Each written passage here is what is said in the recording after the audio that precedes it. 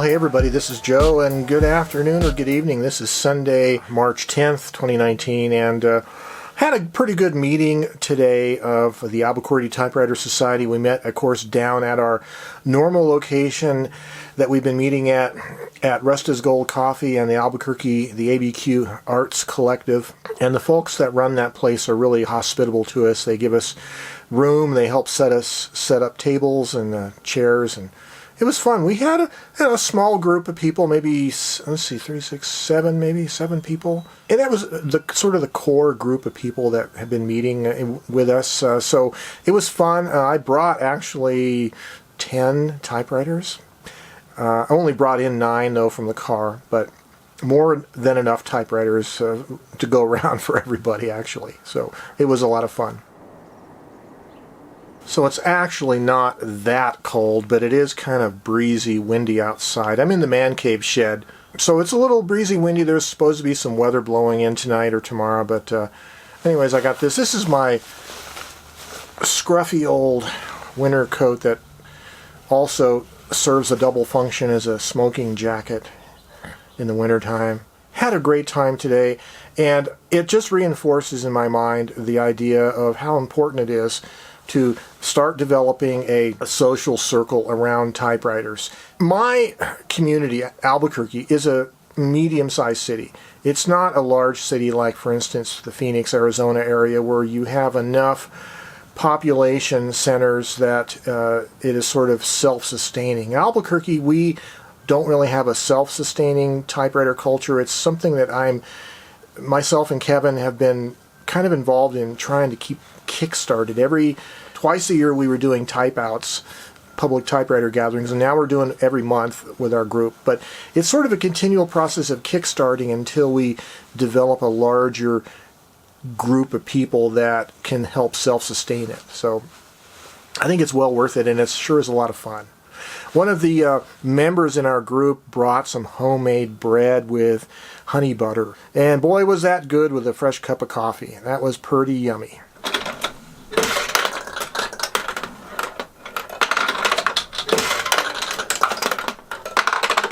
I actually sort of semi-permanently mounted the pachinko machine in this little wooden frame on the wall, and I put some plumbing pieces to feed the balls out of the back of the machine into this little bin, because normally the pachinko balls go into a container behind the machine, and in a real pachinko parlor in Japan, there's a back room behind all the rows of pachinko machines where they can empty the bins and also fill up the bins that pay out the balls, and they might be able to rig the machines so they do or don't pay out, whatever. But this is actually a Sanyo. Let's see if you can see that. This is a Sanyo brand pachinko machine, and it has a flip-out ashtray. But yeah, it says Sanyo. So there's this thing about socializing around a common interest, like in the case of us typewriters. The gentleman that owns this Albuquerque Arts Collective that helps us set up on Sundays, he doesn't quite understand us yet. He doesn't understand quite what we do. He was trying to explain it to some customers that were coming through, and here's this big group of people on these tables with typewriters. It's not really like we're writing anything. I mean, some of us are writing letters. I would say that the core of the meetings is really about socializing around typewriters. A common interest. We do write. We haven't really gotten into some serious writing projects like I intend us to do in the future. It's really, the phase we're at right now is more about just getting used to each other, getting to know each other, and sort of just learning to develop this culture, this community of typewriter adepts. But we're going to start doing some more serious typing projects or writing projects. But for now, we just sort of come together and we plink on the machines and take turns and switch around. And, it's just kind of like what you would do at a type-in. But it's fun. But the gentleman still doesn't quite understand what's the appeal to this. And you have to obviously love typewriters. You have to be able to sit down at a typewriter and really enjoy that, to really understand it, which, if you're a typewriter aficionado, you know exactly what I'm talking about, don't you? It is an interesting phenomenon if you're a typewriter aficionado, and if you spend part of your week at work on computers, word processing, and then you come home on the weekends and you sit down at manual typewriters to type. And the dichotomy is really interesting there because, I can type pretty fast on a computer keyboard, but it's not nearly as satisfying as typing slow, even on a manual keyboard. It really is the mechanical interaction with the keys, the resistance that the keys give throughout the stroke, feeling the feedback as the type bar impacts the ribbon and the platen and the paper. And it's all that mechanical feedback going on real time between your fingers and the machine, hearing the sound of the typing. I think there's something there. I don't quite understand it fully. Scientifically, if you will, but I think there's definitely something there that does make it creative inducing, is maybe a way to put it. But and I'm not the only one that has said that or observed that, and certainly even the people in our group who are both adepts at computers and typewriters do sense there is something special about sitting down at a manual typewriter to write. It makes the writing process different, and that's pretty interesting, I think.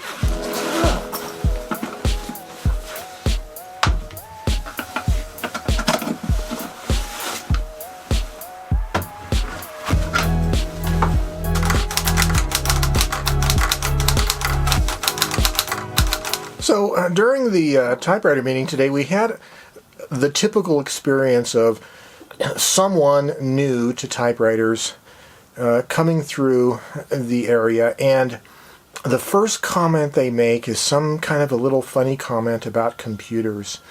Oh yeah, I've been using computers for a while now, and I don't need typewriters. Or, they try to make a little fun little jab or whatever. But I always thought it's interesting how people, first thing they do when they see a typewriter is they tend to compare it to a computer and look at it as a kind of a linear progression. Like, we don't use those anymore because we have these. It's like the one has replaced the other. And I would agree, certainly in the case of business word processing, right? Business writing, it's true. Pretty much the computer has replaced the typewriter, but the typewriter just found another niche. It's found another use. And that's the part that we're trying to experience. We're trying to demonstrate it in public. We're trying to evangelize it, if you will. And so that's what I find is interesting. There's this paradigm people need to have shifted in their mind. It's not anymore about what it was in the 20th century. The typewriters are different. They have a different usage mode now, and that's kind of interesting, and some people do get it, and that's the people that we're trying to reach. So I was just typing a few random notes here on the Hermes rocket, and reflecting on today's meeting, and also just on the whole typewriter thing in general. But one of the things that keeps going across my mind here is this. I think it was from Truman Capote. He was asked back in probably the late 50s, early 60s, he was asked to comment about Jack Kerouac's just released and then famous novel On the Road. And I believe it was Capote who said, that's not writing, that's typing. And I've always been fascinated by that quote because, to me, it reflects more than just the difference of opinion between one writer and another writer. Two different styles, two different backgrounds. It was more than that. I mean, certainly in the end, as we look upon it back from the 21st century, both Capote and Kerouac enjoyed notoriety and fame and are legends in the writing world for different reasons. But I think there's an interesting parallel between what you might call the writing or the literature subculture back then versus what happened in the late 1960s and early 1970s in the high-tech world of semiconductors. If you know the story, there were Robert Noyce, Andy Grove, and Gordon Moore. At least those three started this company called Intel. I guess it was originally Integrated Electronics. That's why the dropped E on the old Intel logo. They were trying to get funding from Fairchild Semiconductor to work on this integrated circuit project, and At least Bob Noyce was. And they wouldn't accept it. So he left Fairchild, which you might describe as an old East Coast traditional corporation, went out to the West Coast, to San Francisco area, the Bay Area, and started this new upstart company with a totally different culture. Invented the kind of Silicon Valley culture of instead of suits and ties, it was more laid back dress style and a different corporate culture, different expectations. And I'm reminded of this comment that Capote makes, because you could think back in the late 50s, early 60s that Capote is really tied into what you might call the New York mainstream literature culture, right? And the mainstream writing periodicals, literature periodicals of the time, New Yorker Magazine and all these others. He was tied into that culture, and Kerouac wasn't. Kerouac was out on the West Coast writing his stuff. And so there's kind of a parallel between the East Coast, West Coast corporate culture, the old IBM, the new Intel culture versus Capote and Kerouac. I just think it was an interesting parallel there that came to my mind. So I don't know if you guys found that interesting or not, but it is interesting, especially when you look back on it now. And certainly when you study 20th century literature, you can see Capote and Kerouac were both very influential, but for very different reasons, right? Different writing styles, different approaches, different backgrounds, and all that. And I really said all that to say that I think there is a little bit of a disbelief in the minds of a lot of mainstream writers who use computers. They don't really believe that us typewriter people are real writers, I think. I think they think it's more of an affectation. Oh, he's picking up a typewriter because he wants to channel the spirit of Hemingway or something like that. I don't think they understand the unique interaction between a writer and a typing machine, like a manual machine especially, and how that's different process. The process is different between that and word processing. A lot of people that are unfamiliar with typewriters don't really get that. They think it's an affectation. They think it's typing, not writing. You know what I mean? But certainly, if you want to think about the volumes of words that you could put down, computers are certainly more efficient at processing words. As if words were an industrial output, an industrial product that you had to maximize your efficiency of output. Yes, if you had to do that, you would use a word processor and process them little words. But I'm thinking of, like David McCullough, writers like that, who've written a lot of really great books, but they have a process that they've gotten used to over the years of using typewriters, and it works for them. And so don't ever let anybody tell you you're not a real writer. You might not be a real writer, but it shouldn't be because you're using a typewriter. If there's any weakness in your writing game, it shouldn't be because of the tools you're using. It should be because, you have some more training, some more learning, some more experience to do. But I think typing is a good creative inducement.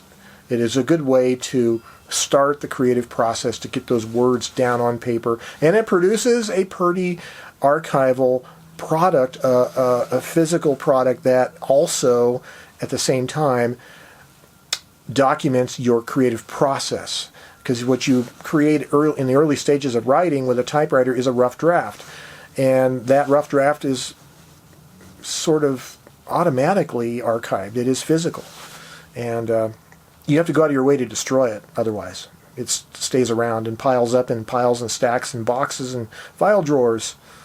So, typing versus writing. So what do you think? Are you a Capote or are you a Kerouac? Don't answer that. Okay, now I'm going to talk about some boring video camera stuff here. Boring if you're not interested in video camera stuff, which, by the way, a lot of YouTubers tend to make videos about video cameras because those are the kind of videos that get a lot of hits. Since I'm vlogging here and I use kind of a mobile camera setup, and one of the requirements of vlogging is you kind of have to have a wide-angle lens so that you can get yourself not too close to the lens with a nice background, because vlogging is oftentimes about the context of what's around you, right? I'm using Micro Four Thirds cameras for my video recording mostly.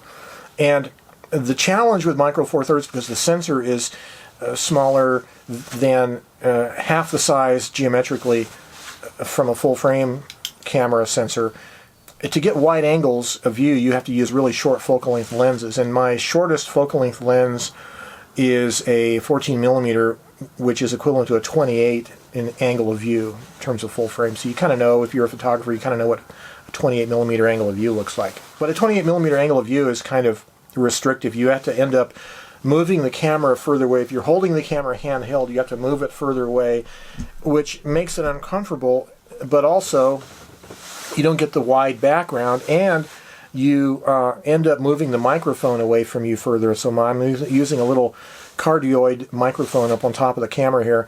So you move the microphone away and you don't get as good audio and all that. So it's kind of a snowball effect. So it turns out that really wide-angle lenses for the Micro Four Thirds formats are rather expensive. There's a manual focus lens within Micro Four Thirds mount made by Laowa, Laowa, and it's a 7.5 millimeter lens, and it's about $500, which is right on the edge of how much money I want to spend for a camera lens. And then if you get into autofocus lenses, Panasonic makes a 7 to 14 millimeter, very well made, well corrected, beautiful lens, but they're about $1,200–$1,300. You know, and I can buy a whole new camera for that much, a really nice camera with a nice lens for that much. I'm not prepared to spend that much money. Last year I bought this little Canon camcorder. It's like a $200 camcorder at Best Buy. And along with that, I got a little Vivitar wide-angle adapter that threads on the front of the camera lens, and it's a 0.43 times adapter. They advertise it as such. And when I use that adapter on the front of the little Canon camcorder, it really makes the video quality, the optical quality, pretty bad. It softens the center of the image, and the off-axis is really, really terrible. I'm okay with blurry on the edge, but you know, the center has to be nice and sharp.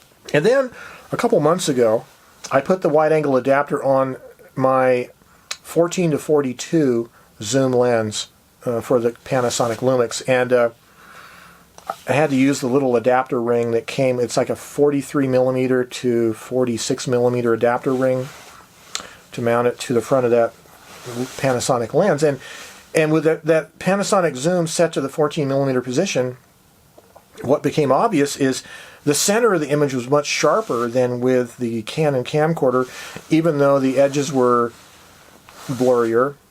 And I thought, oh, that's interesting. So the effect you get combining the wide-angle adapter with a native lens varies depending on what lens design you're working with, right? So then I tried adapting that wide-angle adapter to this 7 Artisans 25 millimeter manual focus Micro Four Thirds lens, and it had a little bit worse quality in the edges, but still sharp in the middle. So, okay, that's interesting. And then I tried adapting it to my 20 millimeter autofocus lens for the Micro Four Thirds, and it was really interesting. Nice and sharp. The edges are a little soft, a little bit of some aberrations going on, but it was entirely acceptable, except when you take the 20 millimeters and put the wide-angle attachment on it, it's not any wider than the 14 millimeter lens natively. So I'm not really buying anything, any improvement there overall.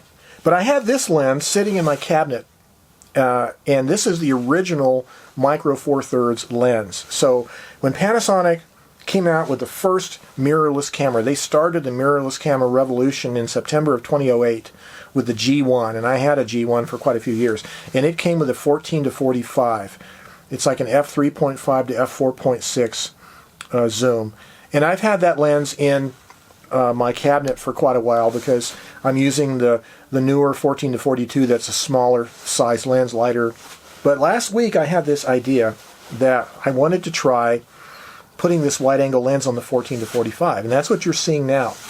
And what's interesting about it is I'm running this lens wide open right now at f3.5, and you'll notice, so the corners, the edges are a lot less distorted in terms of like aberrations. There's a little bit, you can see it up here.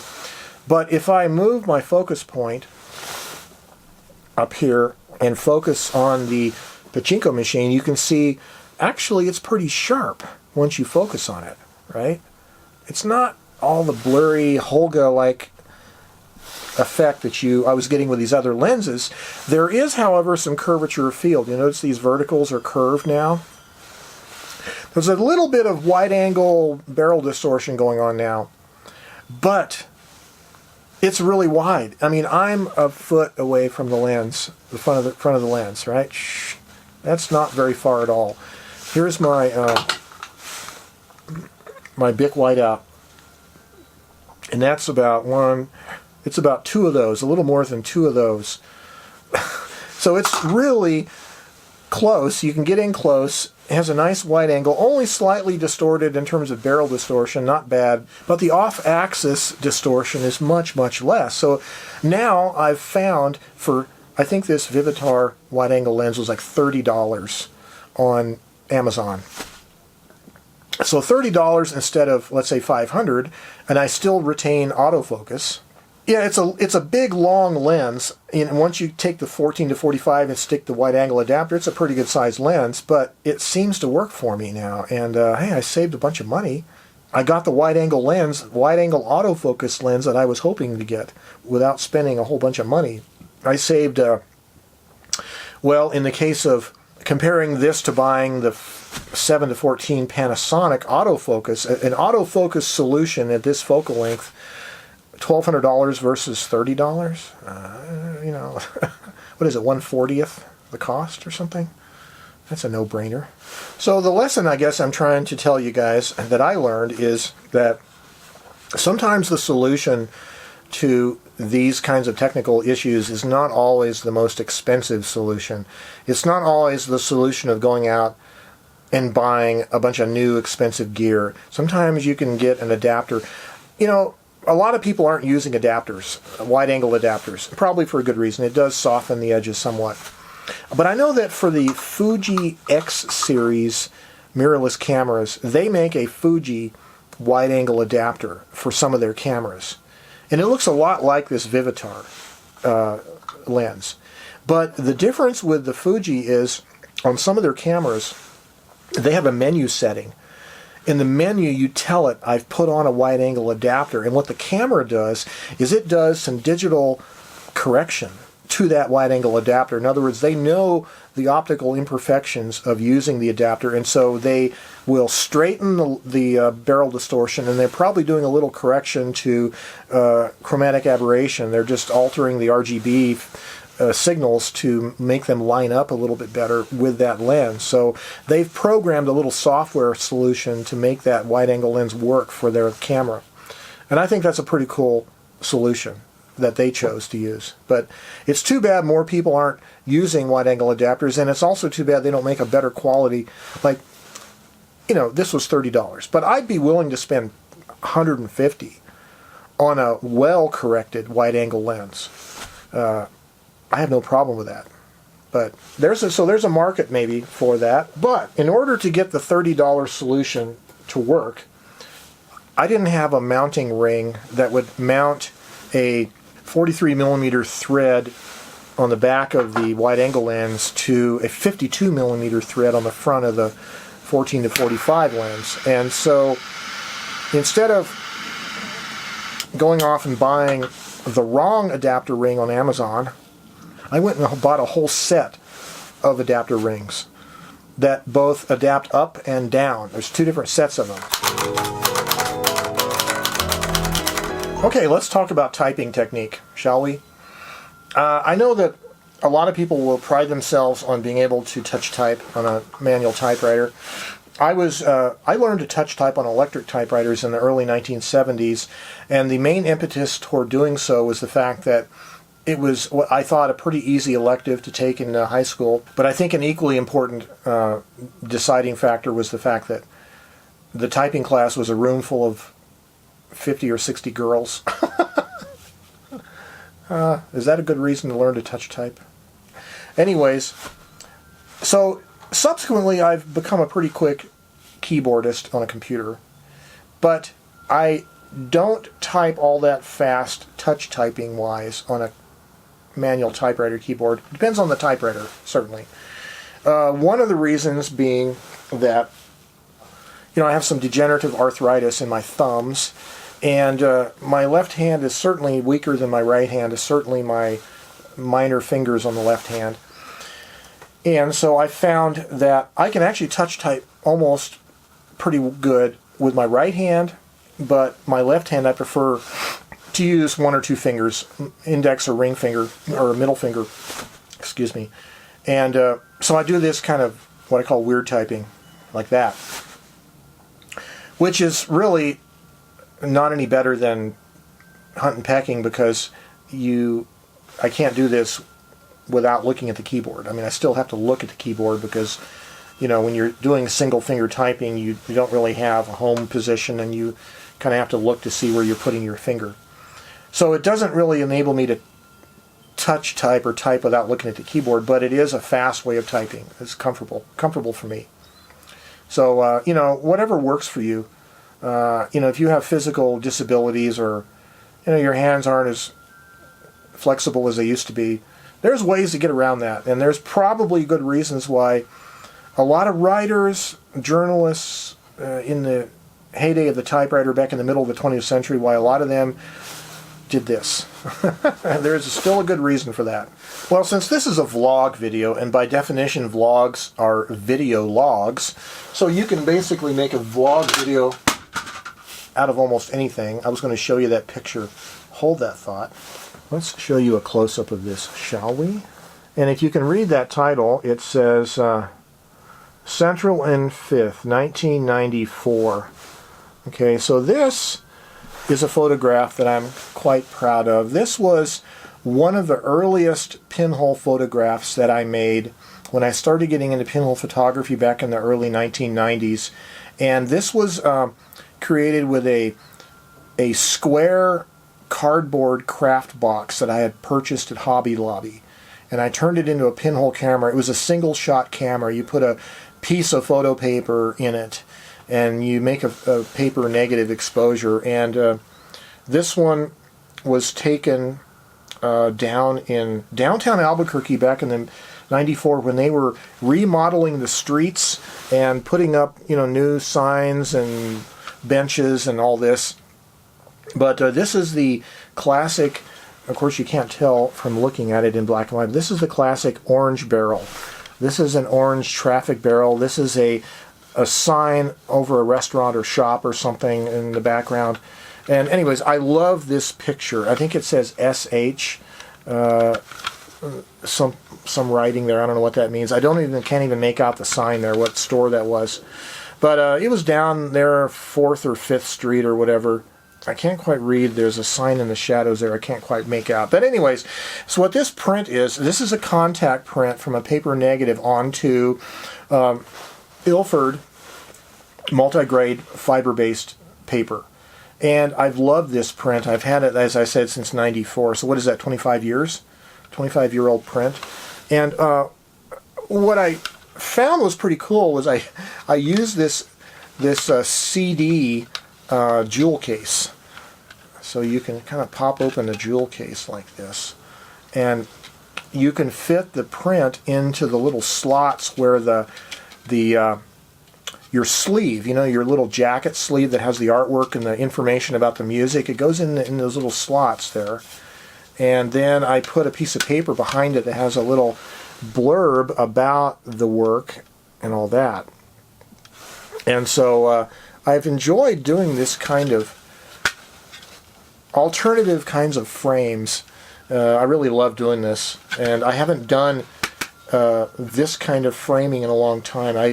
I guess it's hard now to find, or a little more difficult to find, plastic jewel cases.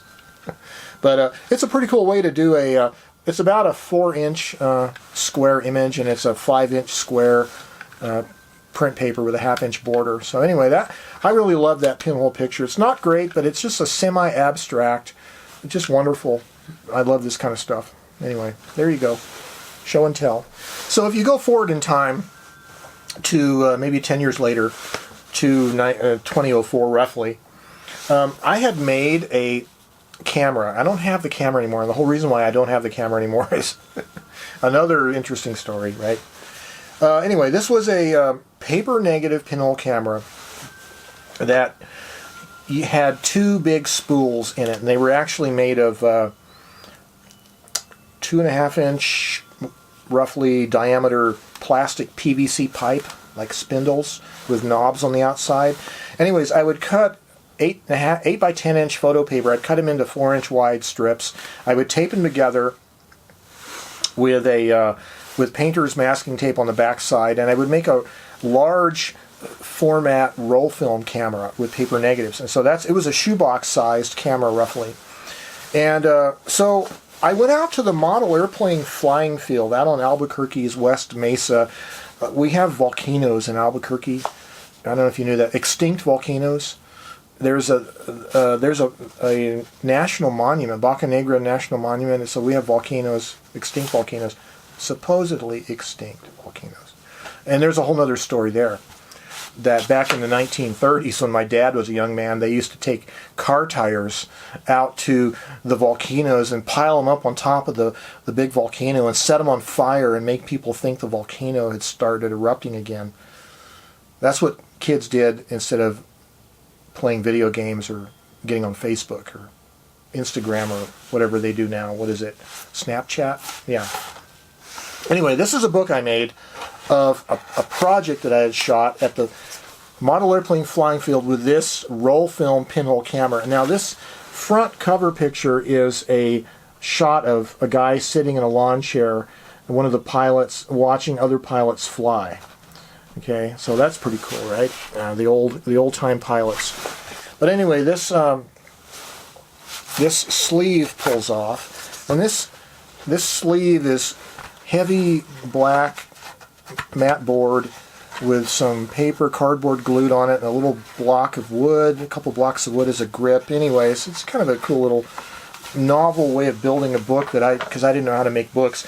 And then the way I built the book, of course, is I sandwiched all the pages together with covers and used some strips of wood and some brass hardware to clamp it together. But anyway, this book is called Wings of Fire, a personal photo essay of the George J. Maloof Memorial Air Park by J.W. Van Cleef.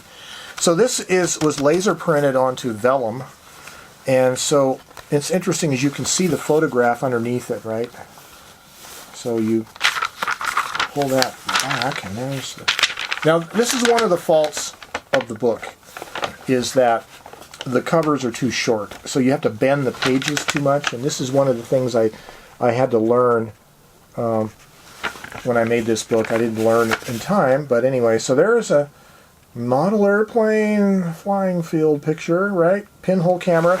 So these are all contact printed, and I believe, just from looking at the tones and the paper, that the paper that I used was Forte. Do you guys remember, if you're a darkroom worker, do you remember Forte poly warm tone?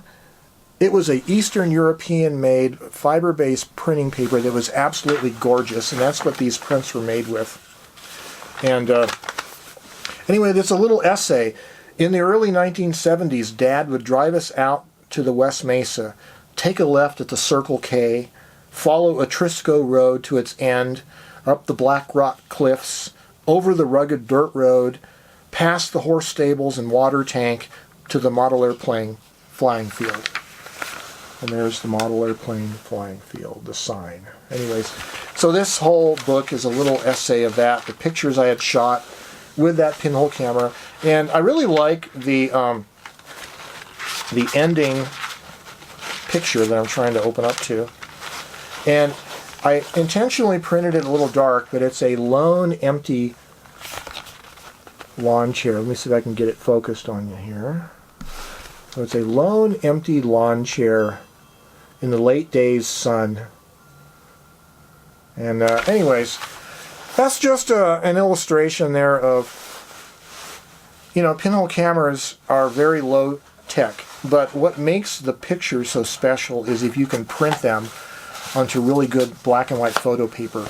You can make a really special print, even though it's low resolution, right? So there you go, homemade book, model airplane flying field, from a camera that I don't have anymore. Why don't I have that camera? Well, that's another story. But around the year 2005, maybe, I started getting really interested in this pinhole photography discussion forum that had just started called F295. It was started by a photographer named Tom Persinger, who was from Pittsburgh. And it became one of the premier pinhole photography discussion forums in the U.S., and a lot of people participated. I met a lot of interesting photographers and artists, online people, and I still have some relationships with some of them. But one of the things they were doing was print exchanges. They would create a list, a mailing list of participants, and then you would send a picture to the next guy on your list. Or you would send a picture to everybody on the list, and that's one of the things they did. But the other thing they started doing after we did the print exchange, we did a camera exchange. And the idea was, you had a list, a certain order of people, and you would take one of your homemade pinhole cameras and mail it to the next guy on the list. They would use the camera, and then they would mail it to the next guy on the list. And over a period of time, theoretically, you would get your camera back, as well as having experienced using everybody else's camera. You'd make pictures with it, and then you would share the pictures on the discussion forum. And in theory, it was going to be a really fun project. Well, as it turned out, one of the participants, the next guy on the list from me, a guy in Chicago, I ended up calling him the black hole in Chicago. And the reason why is every camera that came to him, he kept. All the cameras he kept. Everybody lost their cameras, including that homemade paper roll film camera that was a wonderful, made of model airplane plywood, and it was really, I put a lot of time into that thing. I even made an instruction booklet on how to use it that I included with it. So whoever that guy is, maybe he still has my camera out there. I hope you're enjoying it. But, that's kind of what you do if you're an artist. You kind of have to just let things go and just accept the fact that the universe is going to take it and do something else with it unexpected. And I never really considered it a loss, actually, because I made so many other pinhole cameras after that. And it was kind of a hassle to load and unload, because you had to cut all the paper, tape it together. Oh, there was a strip of black craft paper that you had to wind it up into like the paper backing on a medium format roll of 120 film. And it had frame numbers in masking tape that you could see through a red window. So the whole thing was really kind of very hands-on intensive to load. To get it all loaded, it took you quite a while in the darkroom to cut all the paper, tape together, wind it up in this black strip, and get it all on the camera and all that. But I'm very proud of this work I did with that camera. So I hope that's inspiration to you guys. Go do something like that. Make a camera and go do a project with it. So the other thing that happened today is, before I went to the typewriter meeting, is I shot an introductory video clip when I was loading my car up. Shot it with this G7 camera. And there's something else I learned today, which is that I had the camera, I've been using this camera in the 24p, 24 frames per second progressive video mode, because it's supposedly more cinematic, right? That's what everybody says, right? Well, what I didn't know, because I've never used this camera in that mode before, but for some reason, the Panasonic G7 in the 24p mode will not autofocus. And I have the camera set up so when I press the shutter button, when I start recording, it focuses right as you start recording. And when you're outdoors in bright light with a camera like this, you don't really see whether or not the little box turned green momentarily when you press the shutter button. So it turns out that it was all out of focus. So I'm shooting at 30 frames per second now. But so that's something else I learned today. I don't know why. This was Panasonic's first 4K camera. And it shoots 4K in a cropped mode, Because back then the sensor and the peripheral chips weren't fast enough to handle 4 times the bit rate, the data rate of a 1080p signal. So they had to do some compromises. One of those was it doesn't autofocus in 24p mode. Even though it does in 30 and 60 it will, but not 24. I don't know why. So anyway, I had to learn that lesson. So that's why you're not seeing a introductory shot from the before I went to the typewriter gathering. And also, while I was at the typewriter gathering, I was so involved in it. Of course, I didn't shoot any video. I brought it, brought the camera rig in, and I didn't use it at all. So, oh well. That's what happens. Well, hey, this is Joe Van Cleve, but no, this is not a vlog. This is not a vlog. Well, I hope you guys found some benefit. I told a few stories. I'm sorry if there's secondhand smoke bleeding through the video somehow. Okay. Until next time, stay creative. Have yourselves a great day. Bye-bye for now.